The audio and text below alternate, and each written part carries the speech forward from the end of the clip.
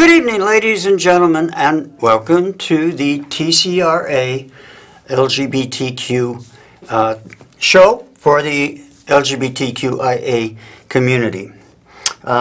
We are sponsored by TCRA, which is the Civil Rights Agenda, 2129 Northwestern Avenue, Chicago, Illinois. If you would like to call and be part of it or ask for help or offer help or however, their phone number is 733-235-8852. And they will help you right along. One other thing I wanted to say real quick, oh here it is. Okay. If you are interested, I have recently sponsored or started a scholarship fund for LGBTQIA students at Governors State University in University Park, Illinois. And the interesting thing about it is you don't have to be LGBTQIA if you are actively working with and for the LGBTQIA community, if you are an ally, friend, or you work with the community, you might also be eligible when you actually send a give us some sort of written statement. So those are two things. Anyway, thank you for joining us tonight. I did have a guest that was supposed to be on. I don't know what happened, but it was a very interesting person. I hope that I can have her on sometime in the future. I was watching a little part of the show that was just on, and talking about Judge Hyman. I talked to him a little bit. I'm hoping I can get him to come on the show to talk about LGBTQIA issues, discrimination, so on and so forth. And I think it would be beneficial to hear some words of wisdom from him. We all have to, and as the last show said, we all have to act together. We all have to work together. We all need to accept each other and not prejudge people just because you don't know them, you don't understand them, you don't know maybe what they're all about. I, for one, as a transgender person, I have no qualms whatsoever answering questions, talking about the community, talking about my life and experiences, as long as I know that they're not trying to pull my leg or you know, try to make me look bad or something. Most transgenders, LGBTQIAs are willing to discuss in a proper way their issues and, you know, how they came to figure out and decide what it is they wanted to be. Okay? So, with that in mind, I wanted to take something from the June 30th, 2019 Chicago Sun-Times and talk about there's 8 new LGBTQ books that you can get, and hopefully you get these to try and understand a little bit more about the community and what it's all about. One is, we are everywhere. Protest, power, Pride in the History of Queer Liberation by Matthew Raymer and Leighton Brown. This illustrated history of the queer liberation movement comes from creators of the Instagram account LGBT _ history. The next one is called the Stonewall Reader. And I think I mentioned this on last month's show that last month was an anniversary of what is called a Stonewall uprising. And it's the 50th anniversary of the Stonewall Uprising, one of the most significant events in the gay liberation movement, drawing from York Public Library archives. This anthology chronicles the fight for LGBTQ rights in the 60s and celebrates the activists who spearheaded it. And that was in Chicago, actually. So it's a good book to read and to get. If you're a member of the community, it can tell you some history and how we've gotten to where we are, okay? But that's a very good book. There's also one called Gentleman Jack, The Real Ann Lister by Ann Choma, C-H-O-M-A. Okay.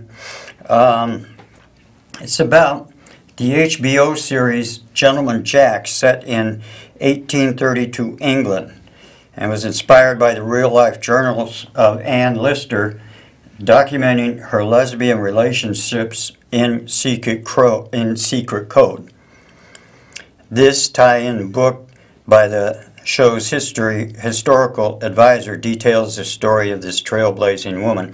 It's also similar to, if you haven't seen it, I suggest you do see it. It's called The Girl from Denmark, or The Lady from, I think it's The Girl from Denmark, which is about, and it's set in the late 1800s, early 1900s, a young male actress who started cross-dressing because he felt like he should have been a woman. So he started going in public as a woman. Some of the little incidents that happened, some of the, when he was being flirted with, so on and so forth, he didn't know what to do about it. That was a very good movie. As well as the life and times of Christine Jorgensen, and that was out in the 50s, 1950s. You can get the movie on eBay, okay, or Amazon as well. Okay. On Earth, We're Briefly Gorgeous. What it's about, it's by Ocean Vuong, V-U-O-N-G, Vuong, I don't know. Anyway, celebrated poet makes his fiction debut with a transcendent and gorgeously written autobiographical novel. Written as a letter from a son to his mother, Ocean Vuong, who will be at the Seminary Co-op book store on Woodland Avenue in July, well, that's gone, has produced a coming-of-age story of a queer Vietnamese immigrant growing up and becoming sexually awakened in America. That would be very interesting because I was stationed in Thailand and Vietnam during the Vietnam War. The people in Thailand are very accepting of transgenders. They have a few doctors that do the surgery as well, and it's not near as expensive as here. The only problem is then you're going to pay extra because you have to provide, the doctor wants to see you for several weeks and to follow up and, to get housing and so on and so forth in a foreign country, regardless of the exchange rate, is not a cheap thing, okay? But Thailand, Vietnam, very, very open to LGBTs, and so this would be a good book if you want to read it, or actually it's a poem, but I'm sure it's in a book form. You can get it from the Penguin Press as fiction for $26. There's another one, Naturally Tan, by Tan France. It's about Queer Eye star Tan France's new memoirs, gives insight into what it's like for a queer Pakistani person of color growing up in a small town in England. And we have a caller, okay. Are you on the line, caller? Yeah. Hello, my name is James. Okay, I want to know what was the mayor and the alderman was when this guy got his spray painted outside his apartment. Okay. I didn't quite hear you. Can you speak a little louder? Thank you. Okay, what I'm saying, what was the alderman and the mayor when the guy got his outside his building spray painted outside? It was on Halsted, somewhere on Halsted. Yes, I would think so. There probably are. Well, there's certainly bookstores that are going to have some of this stuff. I don't know of a particular theater that may show some movies or anything like that. Yeah, I think it was happening on Halsted and Roger Park. And what was the alderman and the mayor, why they didn't show up? I think it was the other day. Okay. Yeah, can you hear me now? Can you hear me now? Very faintly, very faintly. Okay, thanks. But thank you for the call, and thank you for information. We're glad that people are willing to provide information or ask questions. Again, from my standpoint, as long as it's something that people really, really want to know about. And this is why I'm talking about some books that are available for the simple reason that if you're interested in learning about it, and unfortunately in our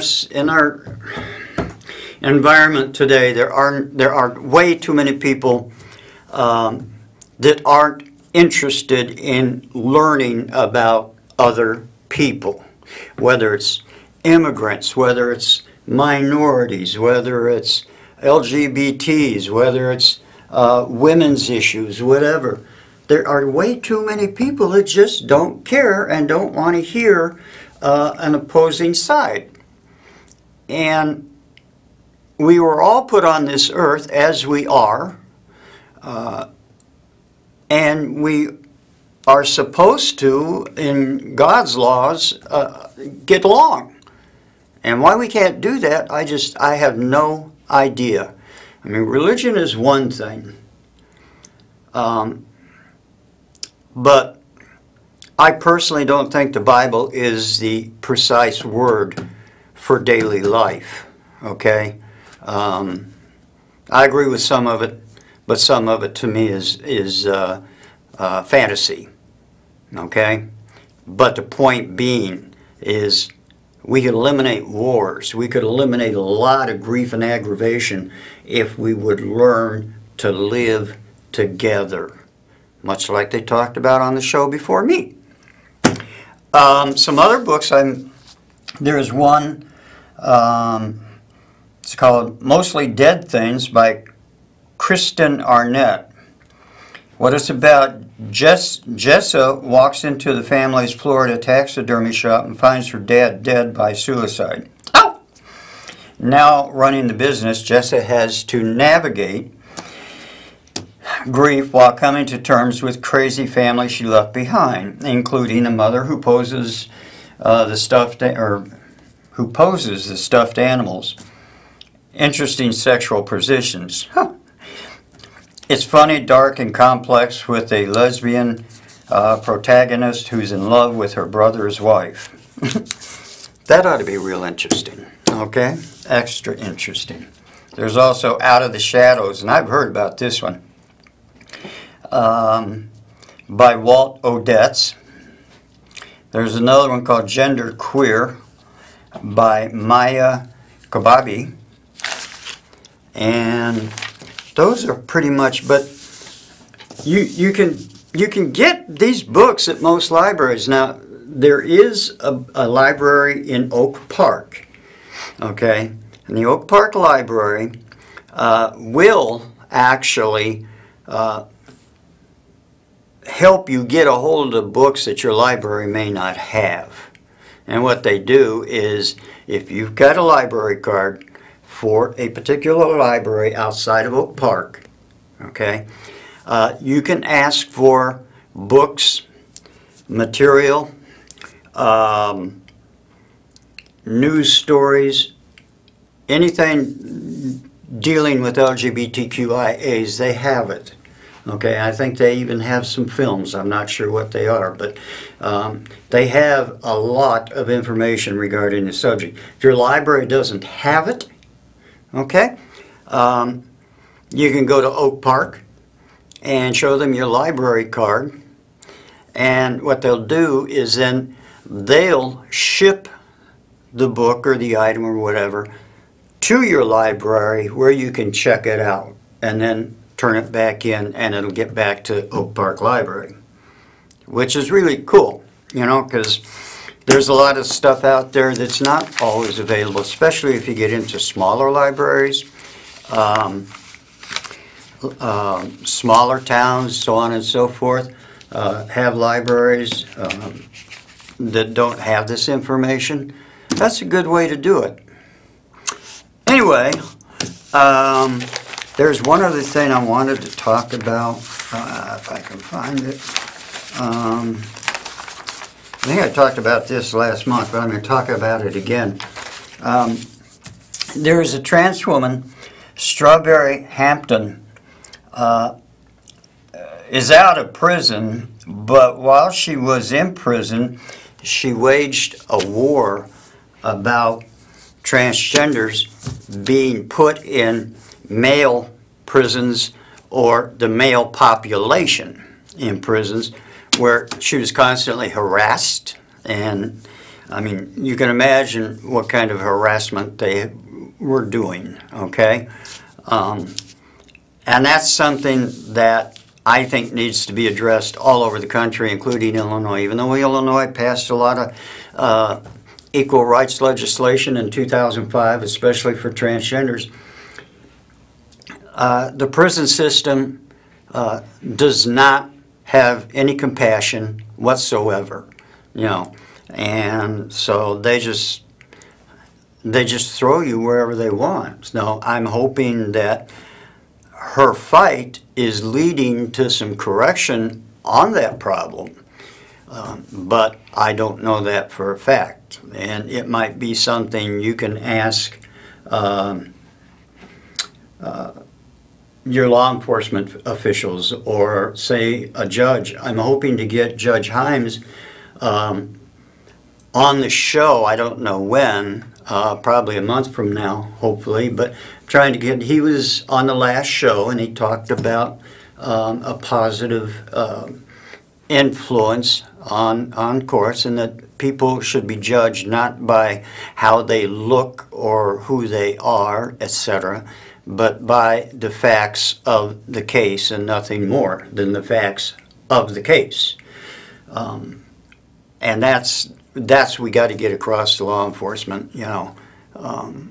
There's pretty much most policemen are very fair and friendly and so on. But there are those who want to play Wyatt Earp or whatever the case may be. And that's not good. I mean, that's not good for the individual that, you know, really didn't do anything or didn't mean to do something. and they get knocked around or whatever. So I'm hoping that this will help. I know that in Chicago there was supposed to be a oversight committee for the transgender community regarding police actions and so on and so forth.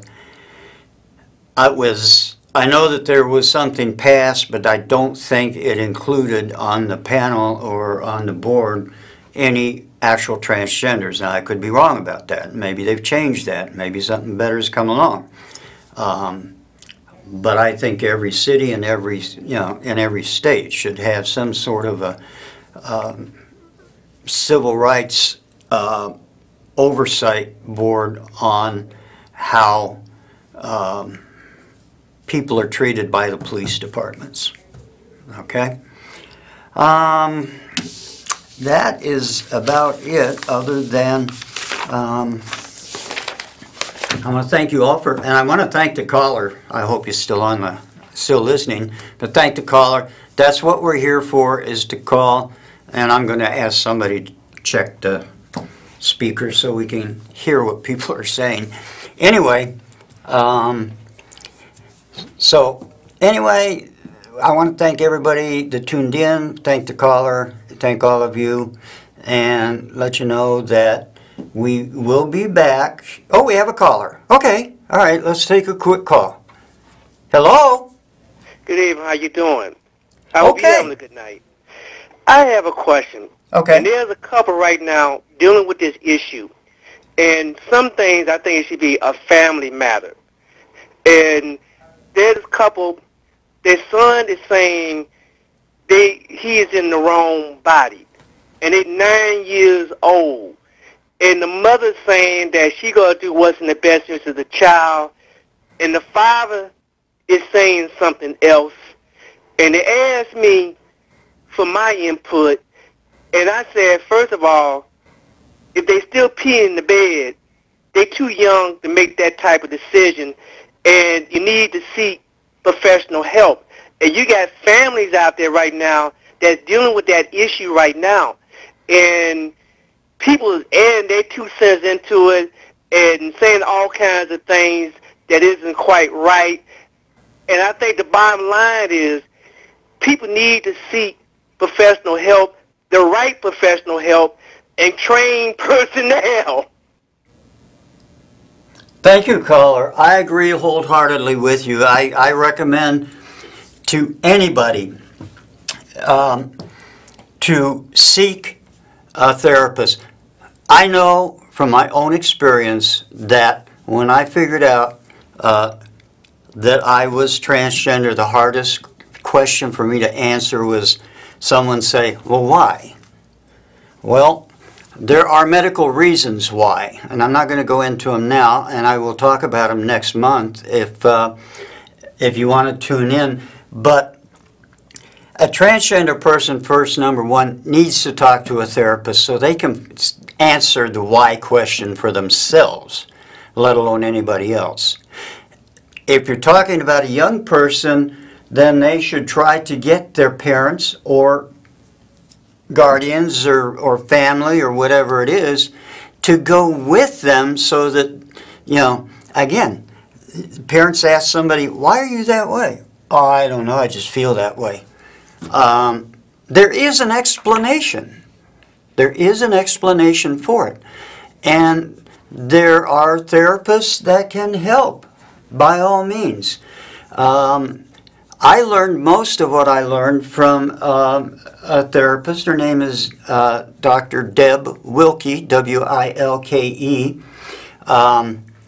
She's up northwest somewhere, but I'm sure if you can find her number, she can tell you somebody in your area that can help you.